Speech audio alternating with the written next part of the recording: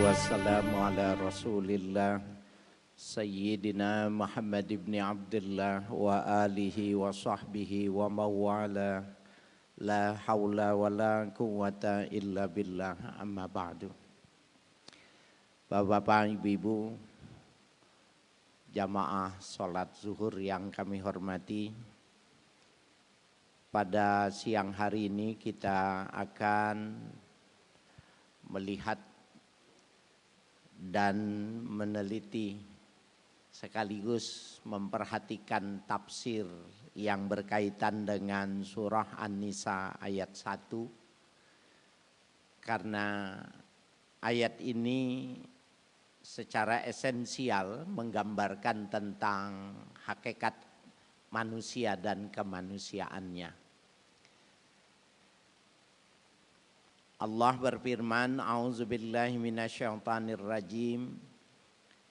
Ya ayuhan nasu ttaqu rabbakumul ladzi khalaqakum min nafsin wahidah wa khalaqa minha zawjaha wa batha minhuma rijalan katsiran wa nisaa'a wattaqullaha allazi tasaaluna bihi wal arham innallaha kana 'alaikum raqiba.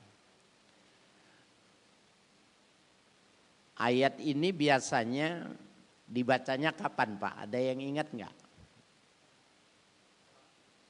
Acara akad nikah. Kalau ada yang nikahan pasti qori'nya baca ayat ini. An-Nisa ayat pertama. Ya ayuhan nas, hai para manusia, ittaqu rabbakumul ladzi khalaqakum min nafsin wahidah. Takutlah kalian kepada Tuhan kalian yang telah menciptakan kalian min nafsin wahidah, dari satu jiwa, dari satu orang. Semua tafsir baik yang bil ma'thur maupun tafsir bil ra'i, nafsun wahidah ini adalah Adam. Ya. Tidak ada makhluk sebelum Adam. Kalau ada pendapat yang mengatakan ada makhluk manusia sebelum Adam, maka itu tidak bisa dipertanggungjawabkan dalam pandangan Islam. Ya. Wa khalaqa minha zawjaha. Dari penciptaan Adam itu, yang satu itu, khalaqa zaujaha, Allah menciptakan istrinya. Berarti sudah ada dua model penciptaannya ini. Ya, penciptaan Adam itu min turab, dari tanah. Kalau kita ini dari saripati tanah. Adam itu dari tanah dibuat. Sebagaimana ayat yang lain menjelaskan ketika iblis tidak mau tunduk kepada Nabi Adam, Allah bertanya, kenapa kau enggak mau tunduk Adam? Gengsi jawabannya. Khalaqtani min nar wa khalaqtahu min tin. Kau ciptakan aku dari api dan kau ciptakan Adam dari tanah. Api dianggap lebih bergengsi dari tanah. Padahal api itu membakar. Itu mengapa api itu simbol kesombongan. Tanah simbol kesuburan, kedamaian, kesejahteraan. Nah, Bapak Saudara sekalian yang berbahagia, wa bassa minhuma rijalan katsiran wa nisaa'a. Dan Allah tumbuh kembangkan dari keduanya, dari Adam dan Hawa, rijalan katsiran wa nisaa'a, laki-laki dan perempuan yang berkembang biak banyak sekali. Rijalan katsiran wa nisaa'a. Ini Bapak Saudara sekalian, ada orang yang mempertanyakan ini, kalimat katsiran itu untuk rijalan atau untuk nisa'a? Artinya kalau dalam bahasa Arab, dalam gramatikal bahasa Arab, bila satu kata untuk menjelaskan dua hal, ini namanya tanazu. Jadi kata banyaknya itu buat laki-laki, tapi juga banyak buat perempuan. Tetapi ada yang mengatakan bukan tanazu di sini. Yang banyak itu rijalan itu atau nisaan yang banyak. Pada faktanya ya, populasi manusia banyakkan perempuan. Sehingga dengan banyaknya perempuan itu mereka menganggap bahwa mereka lebih banyak. Kenapa dunia dikuasai laki-laki? Ekonomi, politik, sosial, ya, eksplorasi alam dan sebagainya dikuasai oleh laki-laki. Bahkan dalam bekerja berat pun mereka sudah sanggup wanita melakukannya itu, ya. Nah, ini nanti kita akan mencoba melihatnya. Wattaqullahallazi tasaaluna bihi wal arham. Allah dua kali di sini mengatakan dalam satu ayat, taqullah, ittaqullah. Wattaqullahallazi tasaaluna bihi wal arham. Takutlah kalian kepada Allah yang membuat kalian satu dengan yang lainnya itu saling meminta. Saling minta tolong. Saling meminta bantuan. Tasa'alun. Ya, saling meminta. Wal arham. Dan ya, khususnya orang-orang yang memiliki tali kekeluargaan, kekerabatan. Nanti dalam kekerabatan itu ada ya gotong royong antar keluarga dan lain sebagainya, itu adalah sebuah khilqah asliyah, naluri dasar yang manusia itu memang memilikinya. Innallaha kana alaikum raqiba. Sesungguhnya Allah terhadap kalian lagi memperhatikan. Raqib al-hafizul muttali'ul alim. Artinya itu. Yang memelihara, yang maha mengetahui segala-galanya. Raqib, maha dekat. Bapak sekalian yang berbahagia, di dalam tafsir ini dikatakan wabatsa minhuma maknahu nasyara. Batsa maknanya nasyara, mentumbuh kembangkan. Ya. Wa farraqa minhuma ala sabili tanasuli wat tawaludi. Pembedanya kata beliau bahwa kalau batsa itu menunjukkan tanasul, harus ada hubungan ya, hubungan seks, wat tawalud, harus ada yang melahirkan. Berbeda dengan kata ketika menciptakan Adam, Allah menggunakan khalaqa. Kalau Allah menciptakan itu tidak perlu contoh model. Ya, tidak perlu ada contoh model. Sehingga penciptaan Adam itu ya tidak ada model sebelumnya. Dan inilah masuk dalam ya nama al-badi', ya, badi'us samawati wal ar, yang maha mode menciptakan alam ya dunia ini. Nah, Bapak Ibu sekalian yang berbahagia, dalam ilmu pengetahuan ini berkembang.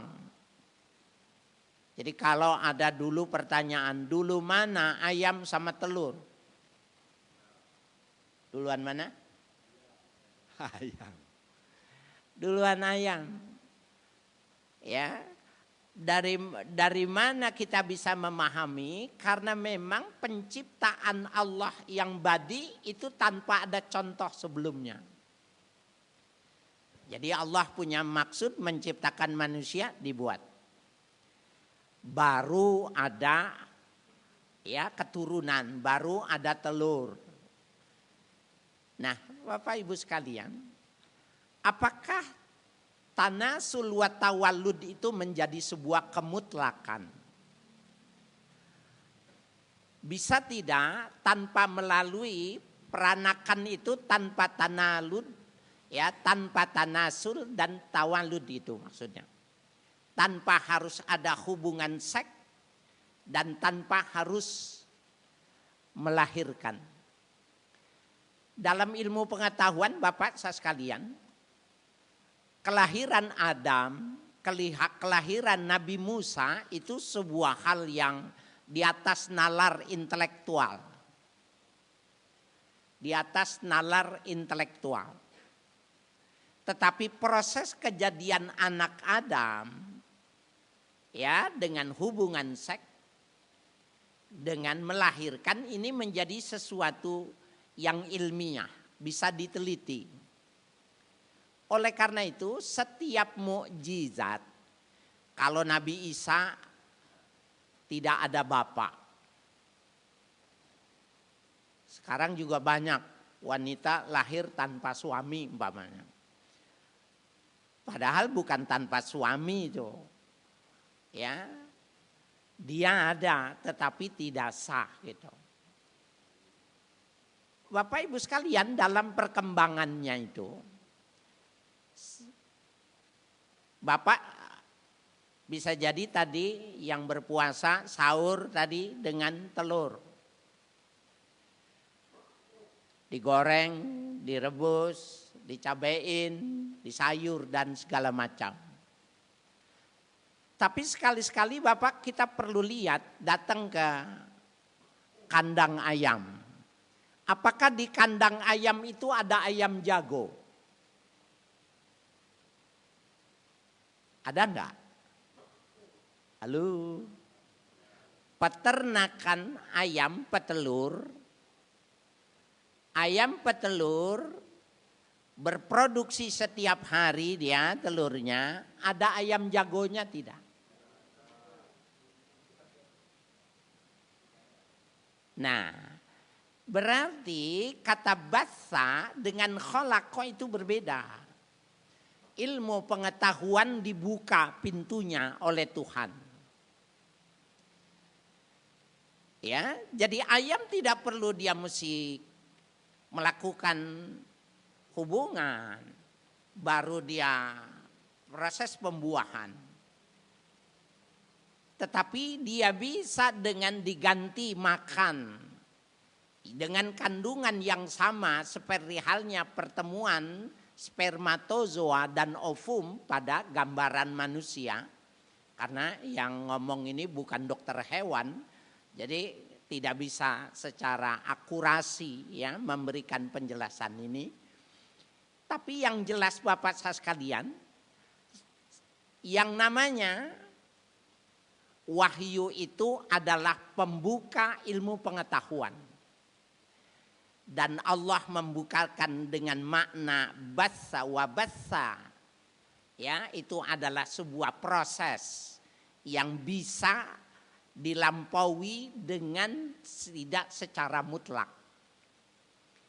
Oleh karena itu Bapak sekalian, jangan heran saya pernah menyampaikan di sini populasi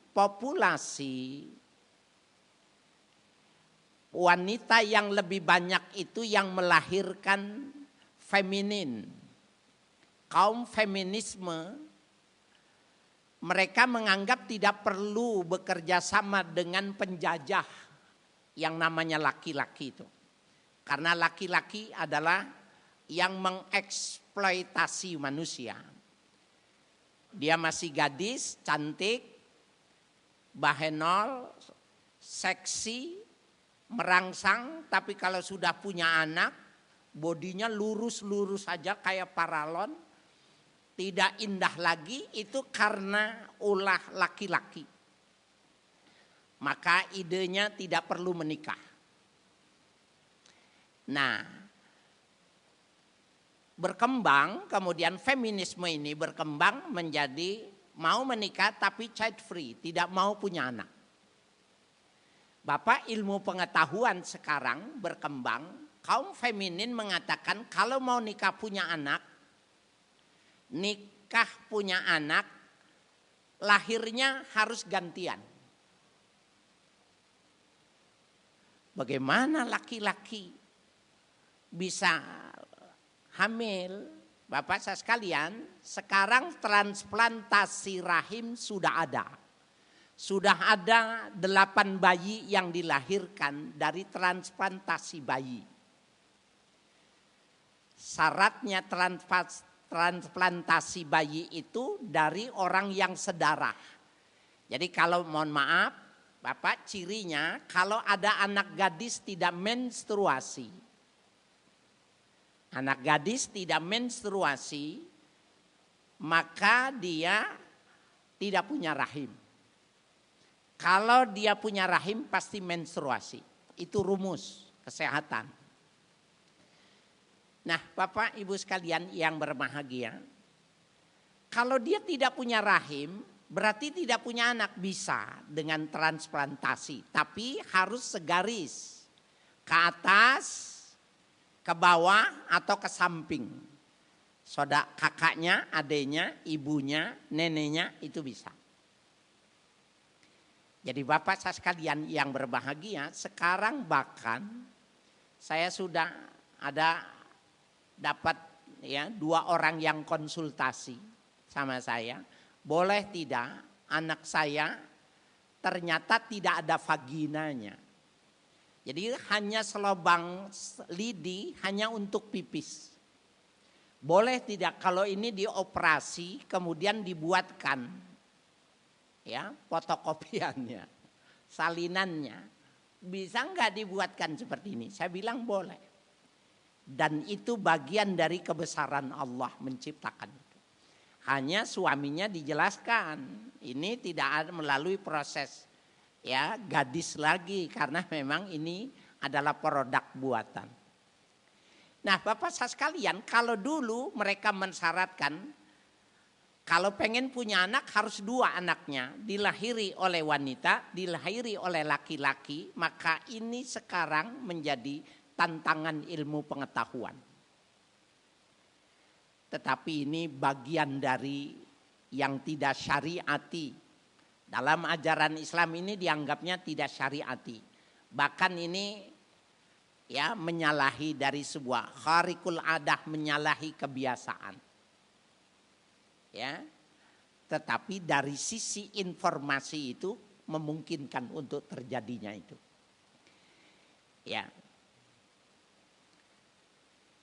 Wattaqullaha allazi tasaaluna bihi wal arham.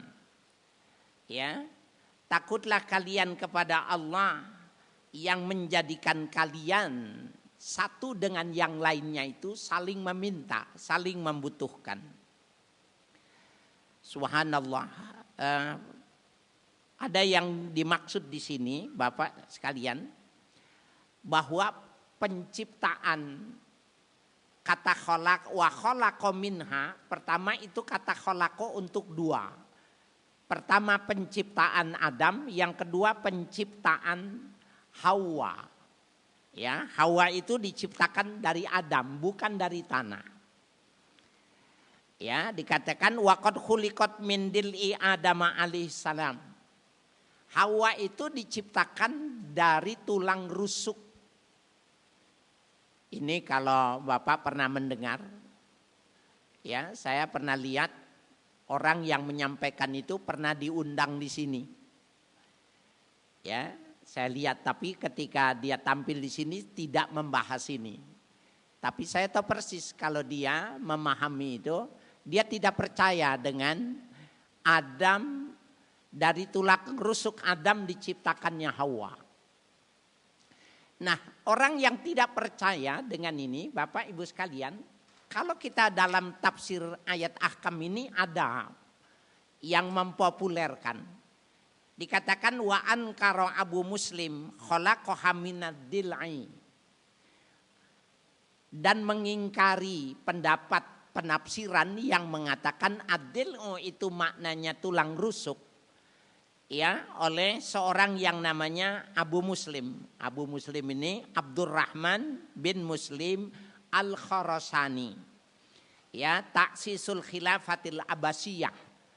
Orang yang mendirikan khilafah Abbasiyah pada abad kedua, ya, Hijriyah itu. Dia mengatakan tidak percaya bahwa makna rusuk di sini itu bukan makna hakiki. Ya. Li'annahu subhanahu wa ta'ala qadirun ala khalaqaha min turab. Alasannya katanya karena Allah mampu menciptakan Hawa seperti menciptakan Adam dari tanah. Ya, fa ayyu faidatin fi khaliqiha minadil'i? Apa faedahnya? Apa manfaatnya kalau Hawa itu dibuat dari tulang rusuk? Ya. Wa za'ama ma'na minha min jinsiha. Maka Abu Muslim mengatakan makna yang dimaksud dia diciptakan dari rusuk Adam yang dimaksudkan aimin jinsiha. Jadi kata metaforis yang mengatakan min dilin aimin jinsiha. Hawa itu dari jenisnya Adam. Sehingga kalau dalam bahasa dikatakan an-nisa far'uz zakar. Wanita itu bagian dari laki-laki. Maksudnya Bapak sekalian dalam penggunaan bahasa juga seperti itu. Kalau dibilang para siswa besok libur, itu siswi itu libur. Walaupun tidak disebutkan. Dikatakan siswa besok libur, itu siswi masuk. Tapi kalau dikatakan siswi besok pakai rok, siswa tidak mesti pakai rok. Enggak boleh. Nah itu yang dimaksud dari sisi bahasa. Dan bahasa itu ternyata menunjukkan substansi. Subhanallah, dari sisi diksi, kata yang dipilih saja memang sudah menunjukkan kedalaman makna ya yang dipergunakan di dalam Al-Quran itu. Ya. Nah, dia mengatakan seperti itu, minha ay min jinha. Ala haddi qaulihi ta'ala ja'alakum min anfusikum azwaja. Ya, menurut definisi yang disebutkan di dalam Al-Quran, kami ciptakan kalian ya dari diri kalian itu pasangan kalian. Nah itu dari jenis.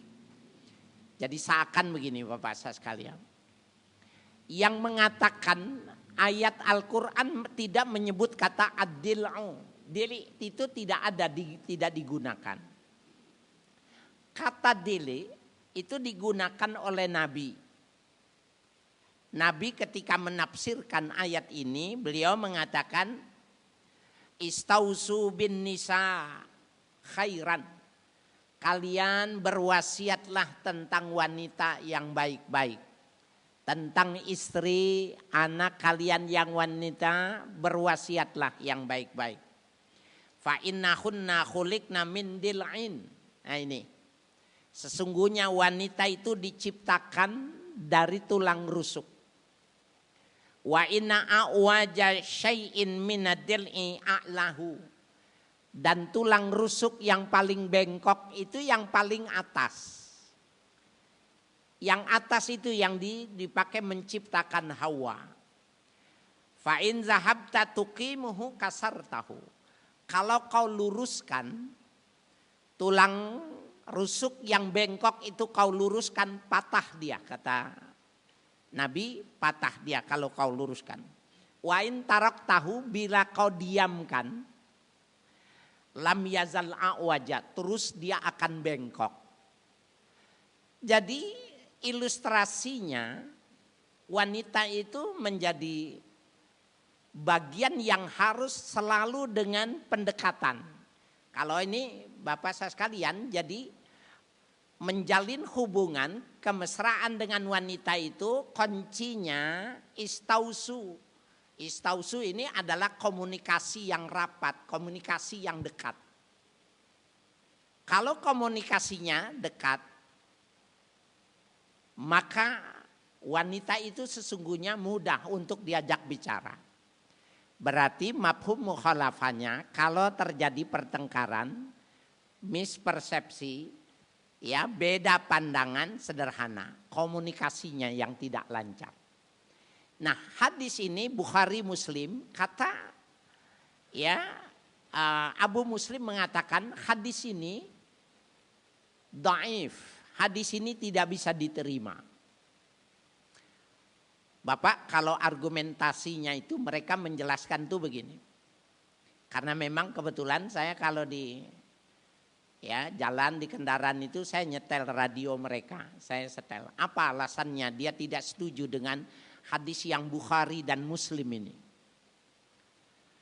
Periwayat hadis ini adalah Imam Abu Hurairah.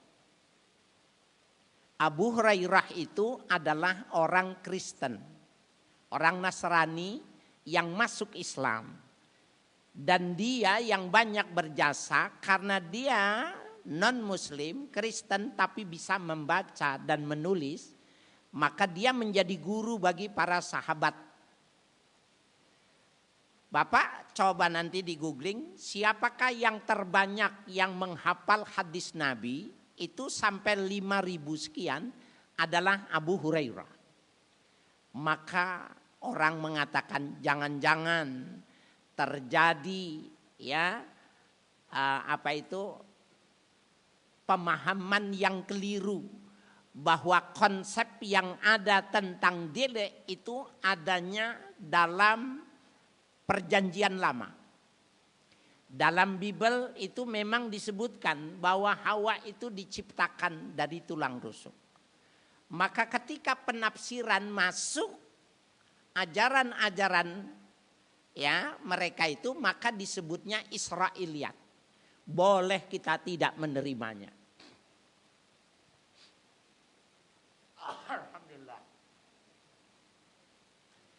Ya, jadi Bapak Ibu sekalian yang berbahagia, ini sesuatu yang terjadi dan di Jakarta ini sampai pemahaman yang dilapori oleh Abu Muslim itu terjadi. Dia mengatakan betapapun hadis itu Bukhari Muslim, tapi kita mengkhawatirkan ini adalah termasuk dalam ad-dakhil. Jadi aspek Israiliyat yang masuk ke dalam tafsir. Penafsiran sehingga berbahaya gitu. Nah, tapi pada kitab ini tidak. Justru itu yang dikatakan tidak benar. Wa huwa batilun. Penafsiran yang semacam itu penafsiran yang batil. Tidak bisa diterima. Izlau kanal amru kama qala. Seandainya benar seperti yang dikatakannya, lakanan nasu makhlukin min nafsain la min nafsin wahidatin. Berarti manusia itu adalah makhluk dari hasil penciptaan ibu dan bapaknya. Bukan min nafsin wahidah, dari satu keturunan yaitu Adam. Itu penolakannya. Wa huwa khilafun nasi, dan itu bertentangan dengan nas Al-Quran. Jadi enggak ada Pak infiltrasi yang terjadi atau Israiliyat dalam hadis-hadis Bukhari dan Muslim itu tidak terjadi. Artinya walaupun sudah ada yang memulainya Abu Muslim pada abad kedua, tetap bahwa Allah mengatakan ketika sudah membicarakan tentang proses macam-macam pengembangbiakan itu tadi manusia itu, Allah mengatakan agar kita memperhatikan tasa'alu nabihi wal arham, bahwa ada yang disebut dengan saling membutuhkan, saling meminta, dan tanggung jawab sosial kita. Jadi kalau di tasa'alu nabihi itu adalah aspek nasabiah. Bagaimana kita punya hubungan kekerabatan. Akan terjadi itu orang minta tolong kepada kita dan itu gak boleh ditolak dalam Islam. Yang kedua wal arham. Kalau arham ini adalah ukhuwah Islamiyah. Karena memang orang-orang yang punya ya kasih sayang, punya silaturahim, baik sesama keluarga atau kepada fakir miskin, anak-anak yatim. Ini adalah ayat yang memberikan penegasan kemanusiaan manusia itu dengan dua aspek. Tasa'alu nabi. Mereka kalau diminta dengan atas nama Allah itu harus dikasih. Yang kedua wal arham. Kemanusiaan seorang muslim itu manakala dia menjaga rahim, menjaga silaturahim. Rahim itu dari peranakan, tetapi dia yang dijadikan ukur orang-orang yang punya tasalsul hubungan satu rahim. Itu yang dimaksud dengan rahim. Nah, Bapak Saudara sekalian, Ibu yang kami hormati, di dalam ayat yang kita jelaskan ini, kemudian dijelaskan fa inna qaular rajuli li sabihi as'aluka billah ala sabilil isti'taf yaqtadil ittika wal hazar min khalafati awamirihi wa nawahi. Bila seseorang mengatakan kepada saudaranya, Bapak kita sudah kerja, kakak kita, adik kita, bibi, paman tidak bekerja, bisa jadi dia akan ke rumah kita. Dalam pandangan irham, pandangan Islam itu, kalau dia mengatakan, aku minta kepadamu, ya demi Allah aku minta kepadamu. Jadi minta tapi dengan menyebut nama Allah. La taqta'uha, kau tidak boleh memutuskannya. Ya. Jadi wasaluha wala taqta'uha. Fa inna qata'aha mimma yajibu ayyattaqi. Sesungguhnya memutuskan itu bagian sesuatu yang harus dihindarkan, harus ya tidak boleh dilakukan. Jadi Bapak Ibu sekalian, dalam Islam itu kalau ada abang kita, adik kita bilang, demi Allah aku minta bantuanmu. Enggak boleh ditolak. Kecuali memang kita tidak punya. Karena itu esensi dari tasa'alu nabihi wal arham. Oleh karena itu Bapak Saudara sekalian, tidak lagi terjadi ada orang yang masyhur sebagai dermawan. Hebat namanya dipuji sebagai seorang dermawan. Orang yang banyak mengeluarkan zakat tetapi keluarganya membenci karena dia pelit. Gak bisa. Karena ajaran ya yang diberikan itu jangan berbuat baik sebelum kau berbuat pada ring 1, ring 2, ring 3. Jadi berkala. Subhanallah, Bapak Ibu sekalian yang berbahagia, ini menjadi sebuah hal yang menarik. Nah, sehingga ini dikatakan dalam hadis man sa'ala billah fa'atu. Siapa yang meminta kepadamu atas nama Allah, maka kau harus berikan. Fa in syi'tum fada'u. Ya, tapi kalau kau tidak ya memiliki, kau boleh menolaknya. Fa in syi'tum, apabila kau mau fada'u, kau boleh menolaknya. Maksudnya kalau tidak punya boleh menolak. Tapi kalau punya kasih. Ini tukang minta-minta, kalau dia ngerti konsep ini repot juga. Dia datang ke rumah kita, kita udah ngaji semua. Assalamualaikum, waalaikumsalam, demi Allah Pak saya minta bantuan gitu. Habis gajian, repot juga, ya. Nah, jadi kita tidak bisa cuma melihat allazi tasa'aluna bihi wal arham itu secara tekstual, tetapi sudah diberikan penafsiran langsung oleh Nabi. Itu maknanya kalau dia meminta atas nama Allah, maka kamu berikan. Apakah kata nama Allahnya itu harus disebutkan?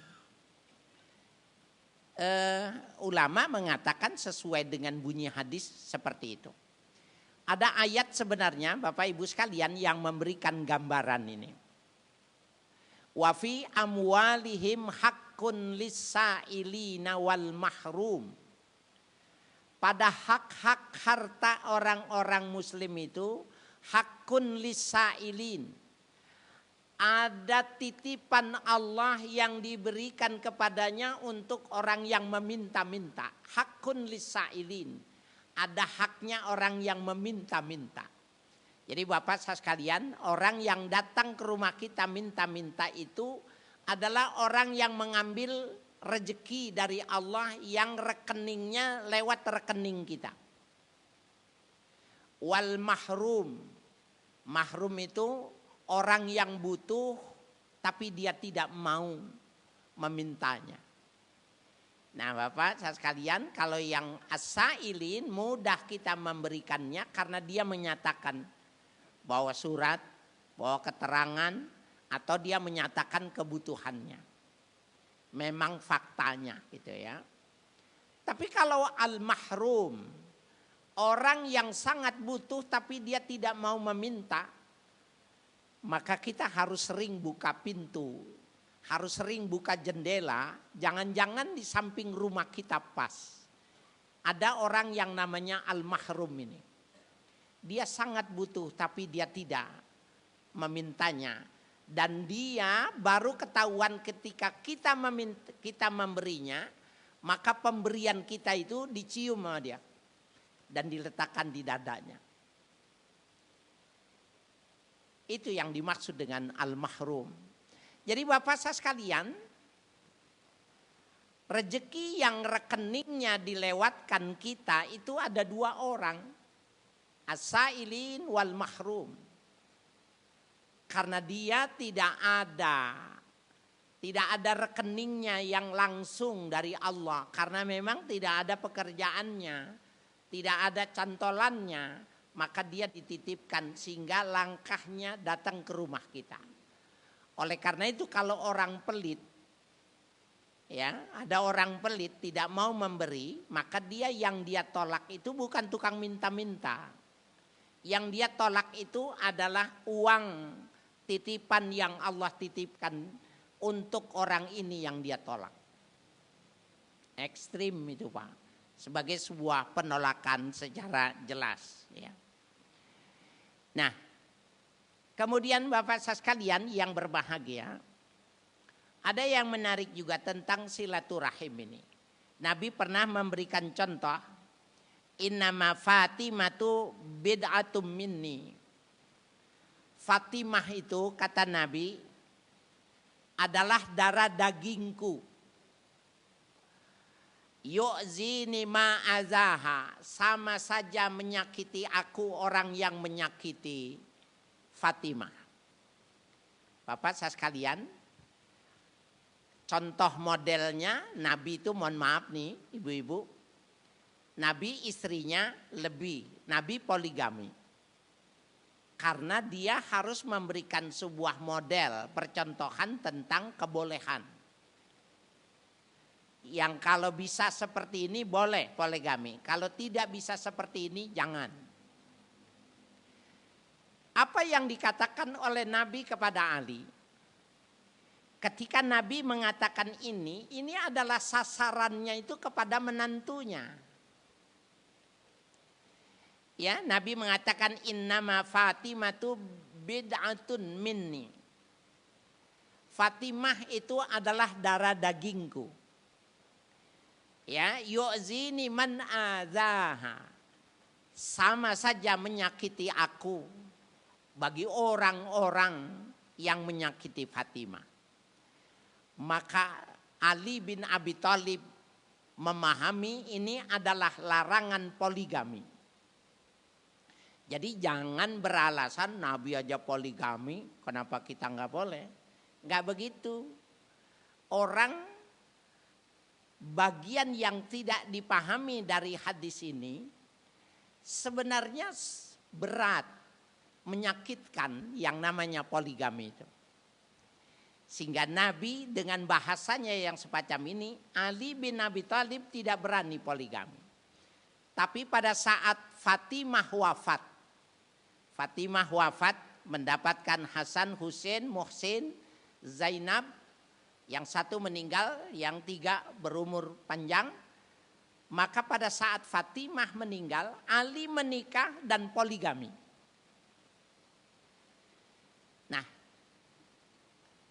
ini adalah bagian dari sebuah hal yang mesti dipahami, bahwa kata menjaga arham itu nggak mudah. Ada menantu tidak akur sama mertua gara-gara faktor ini, faktor X. Dan ini tidak damai. Orang tua tidak damai ketika anak putrinya ya kemudian dipoligami oleh menantu yang dulu sangat dipilih dan sangat dia sukainya. Wa yunsibuni ma ansabaha. Dia sama saja menolong aku bila dia melakukan menolong Fatimah.